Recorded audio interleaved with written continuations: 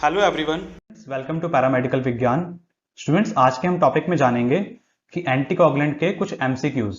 ठीक है, कुछ मोस्ट इंपॉर्टेंट एमसीक्यूज देखेंगे हम जो कि एंटीकोगुलेंट से रिलेटेड होते हैं और गवर्नमेंट एग्जाम्स में भी इसमें से कुछ क्वेश्चंस हैं मोस्ट इंपॉर्टेंट जो कि गवर्नमेंट एग्जाम में पूछे गए हैं। ओके, तो उनको देखते हैं। चलिए,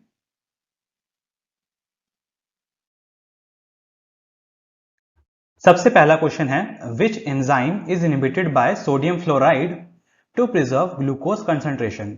सोडियम फ्लोराइड स्टूडेंट्स कौन सी वाइल में होता है हमारा? सोडियम जो फ्लोराइड है वो होता है हमारा ग्रे वाइल में।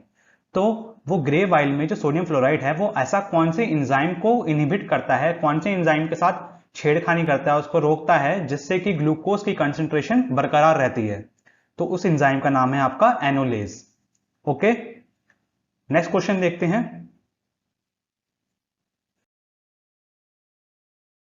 एंटीकोगुलेंट को हम और किस नाम से जानते हैं? तो एंटीकोगुलेंट का दूसरा नाम है ब्लड थिनर। ओके, एंटीकोगुलेंट को हम ब्लड थिनर भी कहते हैं। थिकर मत करिएगा, याद रखिएगा, ब्लड थिनर।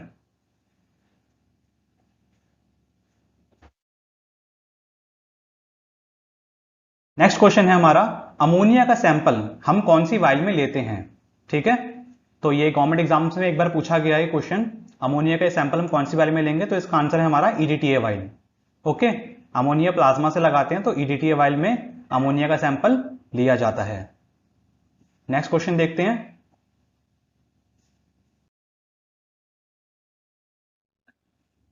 एक नर्स है, उसने कलेक्ट करा ग्लूकोज का सैंपल प्लेन वाइल में, क्योंकि ग्रे वाइल उस टाइम पे हॉस्पिटल में अवेलेबल नहीं थी जिस टाइम पे उसको सैंपल कलेक्शन करना था। तो कितना ग्लूकोज डिग्रेड होगा, टूटेगा प्लेन वाइल में हर घंटे? ठीक है, मोस्ट इंपॉर्टेंट क्वेश्चन है ये, आपका गवर्नमेंट एग्जाम में पूछा गया ये रिसेंटली इसी साल। ठीक है, तो इसका आंसर है हमारा 3 to 5 mg पर dl। ठीक है, तो आपका प्लेन वाइल में शुगर का लेवल जो है पर आर कितना कम होते रहता है? 3 to 5 mg पर dl। Next question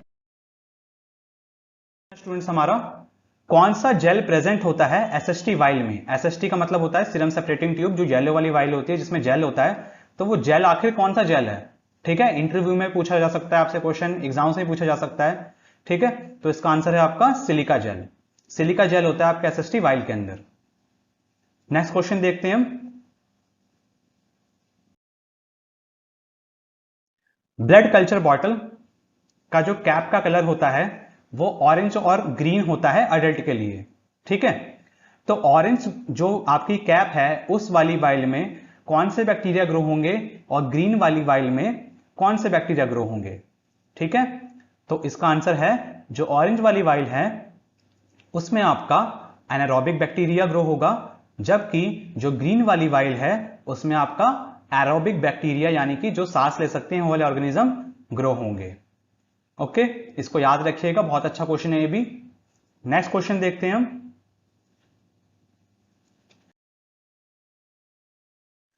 which anticoagulant is used in ESR Westergren's method? ESR Westergren's method में कौन सा एंटीकोगुलेंट यूज करते हैं हम? ठीक है, तो इसका आंसर है 3.8% ट्राइसोडियम सिट्रेट। तो 3.8% ट्राइसोडियम सिट्रेट यूज करेंगे वेस्टरग्रेन मेथड के लिए। अगर हम ईएसआर लगा रहे हैं वेस्टरग्रेन मेथड से, ठीक है, तो हम करेंगे क्या? Trisodium citrate. लेकिन अगर हम विंट्रोब मेथड से अगर ईएसआर लगा रहे हैं, अगर वेस्टरग्रेन की जगह इधर विंट्रोब होता तो क्या आता? उसमें ऑक्सिलेट आता।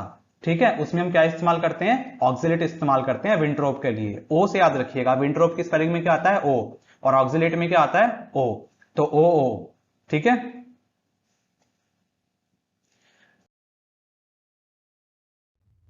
स्टूडेंट्स नेक्स्ट हमारा क्वेश्चन है, what are the functions of anticoagulant agent? Anticoagulant जो एजेंट है, जो एंटीकोगुलेंट होता है, उसका काम क्या होता है? तो पहला ऑप्शन है प्रिजर्विंग सेल मॉर्फोलॉजी। जो हमारे सेल्स होते हैं जैसे कि आरबीसीज, डब्ल्यूबीसीज, प्लेटलेट्स, इनकी मॉर्फोलॉजी, इनका शेप जो हो गई, इनका साइज हो गया, उनको बरकरार करके रखेगा, प्रिजर्व करके रखेगा। ठीक है, दूसरा ऑप्शन है प्रिवेंटिंग क्लॉट, आपके ब्लड को क्लॉट नहीं होने देगा ये। थर्ड ऑप्शन है आपका बोथ ए एंड बी, ये दोनों वाले ऊपर वाले, या डी ऑप्शन है इन दोनों में से कोई भी नहीं। तो इसका आंसर है ऑप्शन नंबर सी, ये वाला पॉइंट भी है और ये वाला पॉइंट भी है, ठीक है। आपकी मॉर्फोलॉजी को भी प्रिवेंट करेगा और आपके मॉर्फोलॉजी को प्रिजर्व करेगा और आपकी जो क्लॉटिंग होगी उसको भी प्रिवेंट करेगा, ठीक है। ब्लड का थक्का बनने से भी बचाएगा। नेक्स्ट क्वेश्चन देखते हैं हम।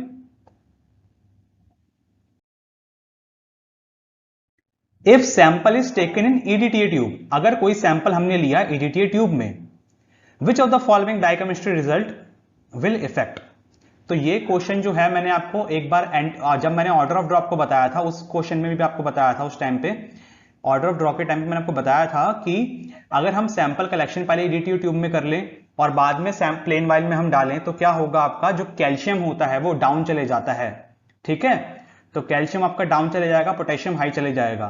तो सेम क्वेश्चन इधर आ रखा है, ठीक है। तो अगर आप ईडीटीए ट्यूब में सैंपल पहले लेंगे तो और बाद में प्लेन वाइल में सैंपल लेंगे तो बायोकेमिस्ट्री का कौन सा टेस्ट आपका कम हो जाएगा, उसकी रीडिंग किसकी कम आएगी, कैल्शियम की, ठीक है।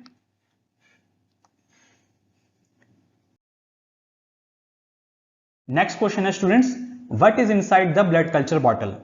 बहुत अच्छा क्वेश्चन है ये, बहुत इंटरव्यू में पूछा जाता है। मैं जब पूछ लेता हूं किसी का इंटरव्यू तब भी सेम क्वेश्चन पूछ लेता हूं मैं काफी बार कि जो ब्लड कल्चर बॉटल होती हैं उसके अंदर क्या होता है, क्योंकि वाइल्स के अंदर तब बहुत सारे बच्चे रट के आते हैं, ठीक है। लेकिन ब्लड कल्चर बॉटल के अंदर 100 में से 2 या 4 बच्चों को पता होता है कि एक्चुअली में है क्या, ठीक है। तो ब्लड कल्चर बॉटल में आपका क्या होता है, बाइल सॉल्ट का ब्रॉथ होता है, ठीक है, ब्लड कल्चर ब्रॉथ होता है, ब्रेन हार्ट इन्फ्यूजन ब्रॉथ होता है, एसपीएस होता है जिसकी फुल फॉर्म होती है आपकी सोडियम पॉली एनिथॉल सल्फोनेट, या फिर ये सभी चीजें होती हैं। तो इसका आंसर है ऑल ऑफ द अबव, ठीक है। ये बाइल सॉल्ट, ग्लूकोज ब्रॉथ, आपका ब्रेन हार्ट इन्फ्यूजन ब्रॉथ, ये आपको बैक्टीरिया को ग्रो कराने के लिए इस्तेमाल होंगे। और जो आपका एसपीएस है ये आपका एक तरह का एंटीकोगुलेंट है, जो आपका जो ब्लड डालेंगे आप आपकी ब्लड कल्चर बॉटल में, उसको ब्लड को वो क्लॉट नहीं होने देगा। तो ये काम होता है आपका एसपीएस का, ओके। तो इस क्वेश्चन को आप याद रखिएगा, बहुत अच्छा क्वेश्चन है ये। नेक्स्ट क्वेश्चन देखते हैं हम।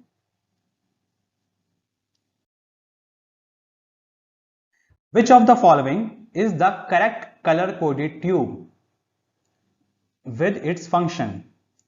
कौन सा इसमें से ऑप्शन सही है।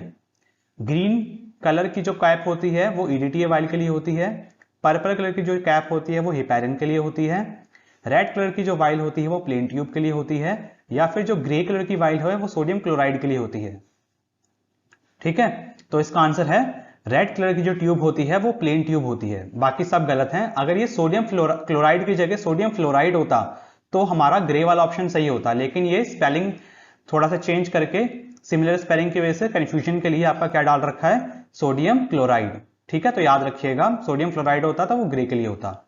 तो आप स्पेलिंग्स भी जरूर ध्यान रखे करें पेपर के दौरान। नेक्स्ट क्वेश्चन देखते हैं हम। Which of the following is the correct order of draw. इनमें से कौन सा करेक्ट ऑर्डर ऑफ ड्रॉ है, ठीक है। तो इसको आप 2 मिनट सोच लीजिए, पढ़ लीजिए क्वेश्चन को। तो मैं आपको बता देता हूं इसका आंसर क्या होगा।